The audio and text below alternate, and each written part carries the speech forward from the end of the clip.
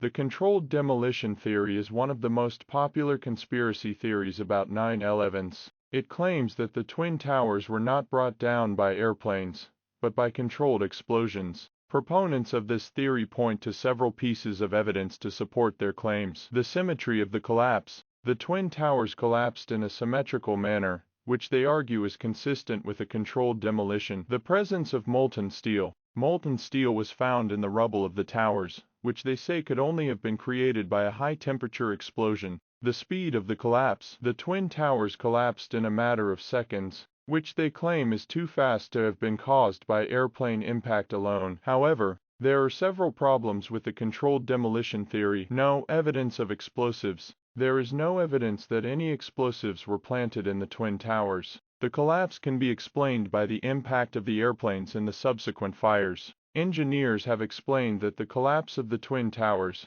can be explained by the impact of the airplanes and the subsequent fires. The molten steel is not proof of a demolition. The molten steel found in the rubble is not proof of a controlled demolition. It is a natural consequence of the intense heat generated by the burning jet fuel. The controlled demolition theory is a conspiracy theory. There is no evidence to support it, and it has been debunked by numerous experts. In addition to the evidence presented above, there are several other reasons to believe that the controlled demolition theory is false. Unsupportable assumptions. The theory assumes the Twin Towers were built with explosives in place, but there's no evidence for this. Debunked by experts. Numerous engineers, architects, and other experts have examined the evidence and concluded the towers were not brought down by controlled explosions. Vested interests in promoting the theory. Many proponents of the controlled demolition theory also promote other conspiracy theories. These people often have a political or financial motive for discrediting the official account of 9/11s.